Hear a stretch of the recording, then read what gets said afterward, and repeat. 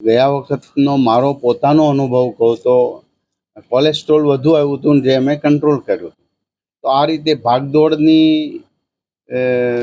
લાઈફસ્ટાઈલની અંદર પત્રકારોને એટલો સમય ન હોય, પોલિટિશિયનને ન હોય.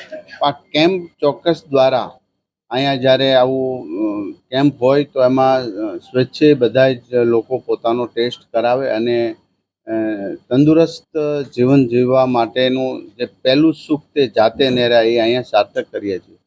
ગાંધીનગર પ્રેસ ક્લબ અને બધા પ્રેસના મિત્રો દ્વારા, અમારી મેડિકલ ટીમ દ્વારા, આરોગ્ય વિભાગ દ્વારા આ કેમ્પ સફળતાપૂર્વક હર હંમેશના માટે પાર પડાય છે. આજે આમનું ઓપનિંગ આદરણીય શંકરભાઈ ચૌધરી દ્વારા કરવામાં આવ્યું છે, આપણા અધ્યક્ષ દ્વારા.